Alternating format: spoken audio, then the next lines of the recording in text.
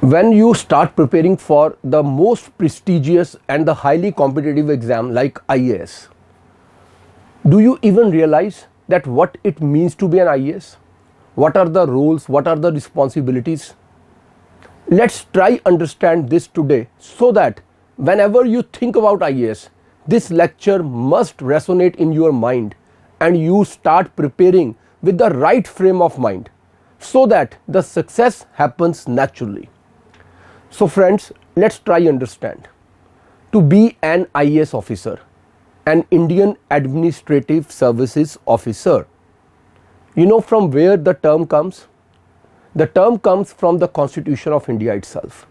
Article 312 talks about All India Services, and there are three All India Services: Indian Administrative Services, Indian Forest Services, and Indian Police Services. These are the three All India Services. Now imagine a thing that you as an officer come out of the very statute book, the Constitution of India, that gives you a backing, protection, and gives you the authority. Now authority for what? Here you need to understand that as an IAS officer, you have to follow a righteous path. What becomes the dharma of an IAS officer? Now what is that dharma? That righteous path is not that religious path. It is the path to follow the very same constitution that has created the office that you gonna hold. Now because the origin happens out of this constitution, the first duty, the foremost duty is to follow the constitution, to ensure the right implementation of the constitution, and to respect the bodies, the institutions, and the laws made by or under the constitution. So you as an IAS officer, first of all have to understand that the constitution starts with the words "we the people." So these are the people you need to serve. You are supposed to make their life more meaningful. You have to make their life wonderful, in fact. As an IAS officer, you have to respect the institutions like the Parliament of India and the state legislatures. As an IAS officer, you need to respect the positions like the President of India, the Prime Minister of India, the Council of Ministers, the State Chief Minister, the Governor. As an IAS officer, you need to respect the institutions beyond this which are there in the Constitution.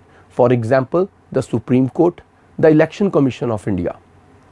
But at the same time, you get that immense authority out of this Constitution itself and the laws made thereunder, which you have to now channelize for what? To ensure the principles of the Constitution to be implemented in the righteous manner. Let's take an example.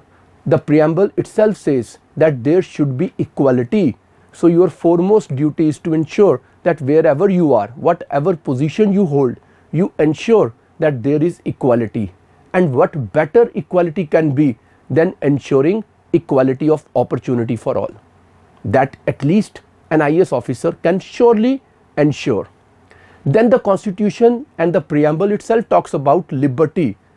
When you become an IAS officer, how bad it can be and will be if people cannot come freely and express themselves in front of an officer like you. You have to ensure that liberty, that freedom of speech and expression. As an IAS officer, wherever you are posted, whatever position you hold, you have to ensure what the preamble says, justice. And you are to ensure the social and the economic justice, leaving the political justice with the politicians.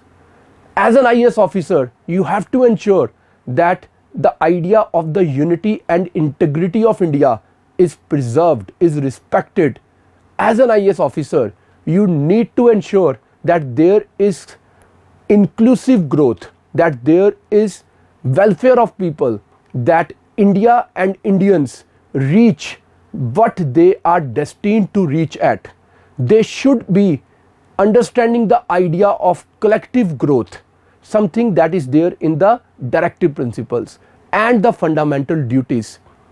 First, you are a citizen of India. You have your fundamental duties. Then you have additional responsibilities because you hold a position, and that position gives you that authority with which you can make the dream of India being the greatest of the nations come true. Now, if you relate with all these things, let's start preparing for IAS. And if this seems alien to you, you have your answer. Thank you very much.